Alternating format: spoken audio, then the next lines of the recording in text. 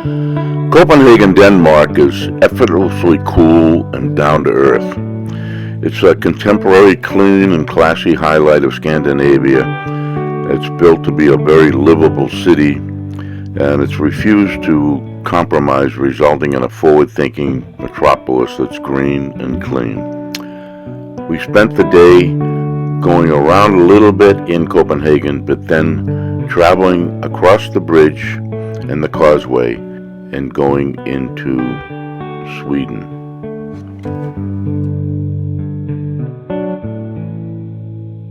YOLO adventure, live your dreams, chase the sunsets, follow streams, one life, one chance, come explore.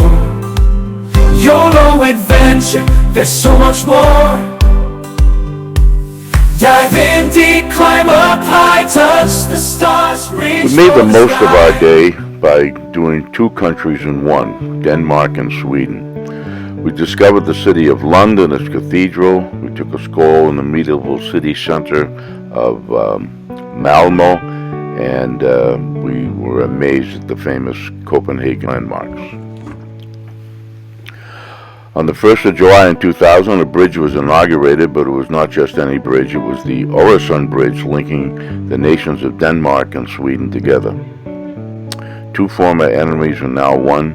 Two people and two cultures form the new area of Oresund region.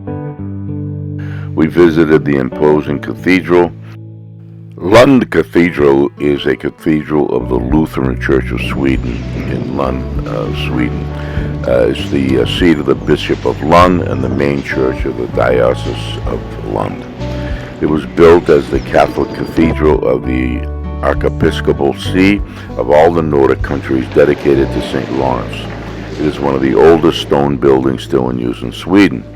The cathedral has been called the most powerful representative of Romanesque architecture in the Nordic countries. At the time of its construction, London and the cathedral belonged to Denmark.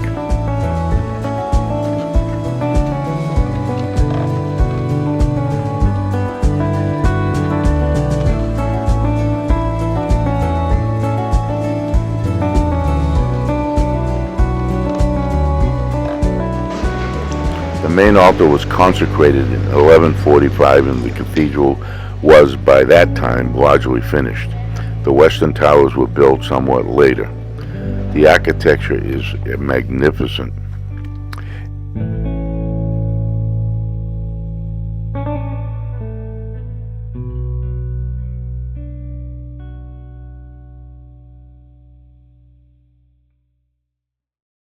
And it has an unusual clock.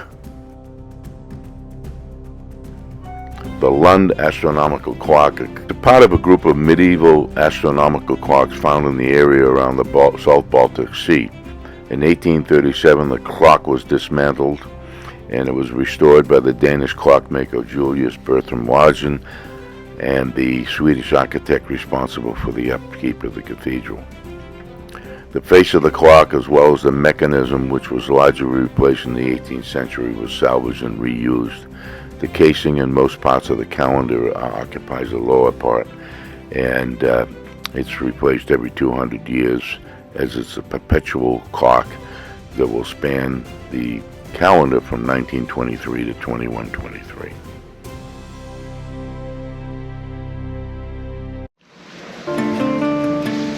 I'm about ready to go down to the catacombs. I noticed that they're vast and their height is awesome. Normally they're tiny and dark.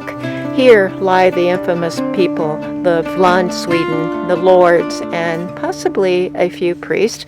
I'm not quite sure of that, as I didn't get the history of it, but I do know that the main one that was honored here is the one that is in the heightened cast and in the black cast of the tomb.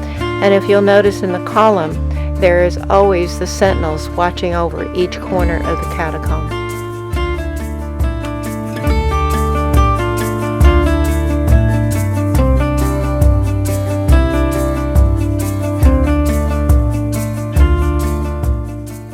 One of the most unique statues that I discovered was called the Protective Cloak Madonna, Virgin Mary sheltering a group of people against various dangers under her outstretched cloak.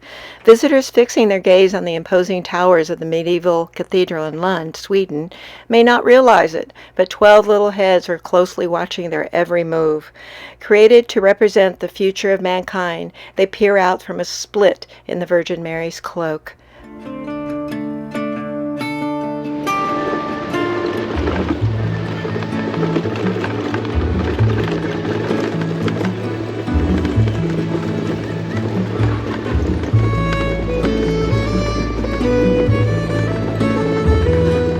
Same spot.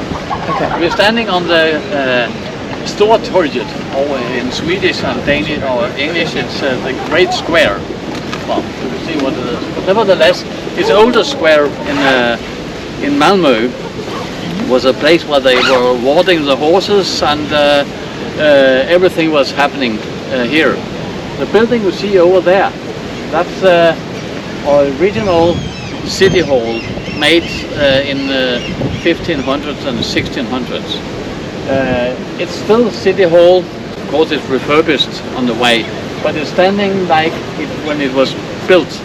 It's a Dutch architecture called Dutch Renaissance, and if you've been in Copenhagen and seen some of the buildings there, you're going to see the same style with sandstone and red bricks and so on. In the basement, which we don't have time for, there's a restaurant also.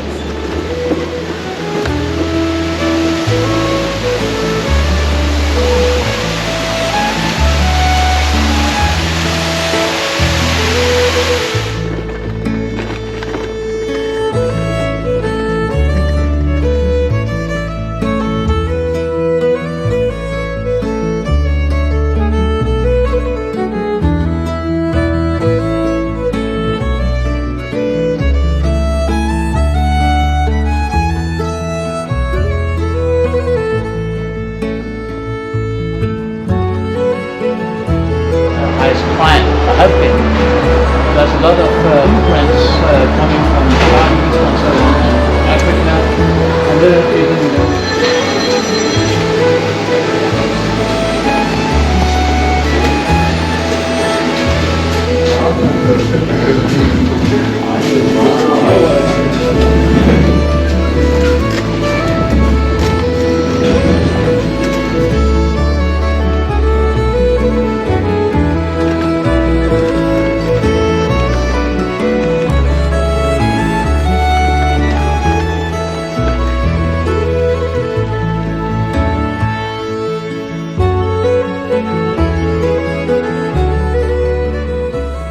This is called the Optimist Orchestra. It's a vibrant sculpture on the main square in Malmo's pedestrian busiest street. It's created by a renowned sculptor, Lund. This whimsical art depicts a lively marching band, complete with 4 musicians and their enthusiastic director.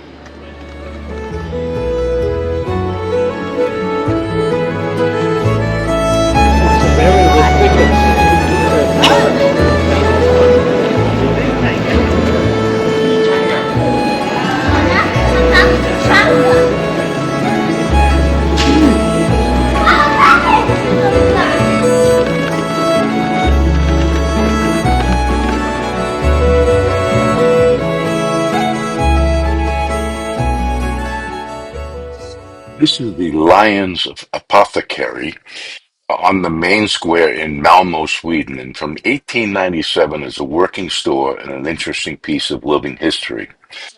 So we went inside, we didn't buy anything except some aspirins, took a look at the old store, and took a few photos.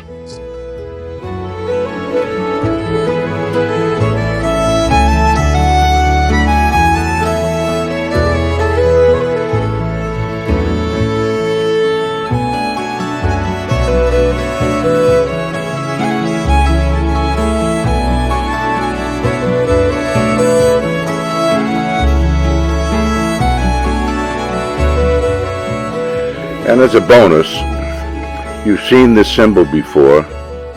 What is it? It's the Bluetooth wireless specification. but it was named after the king, Harald Bluetooth, in Denmark in 1997. HB, and the symbol is a combination of the initials of HB in Danish. YOLO Adventure. Thank you for watching. Please subscribe, hit that notification bell, and give us a thumbs up. And we'll see you in the next video. YOLO Adventure. There's so much more.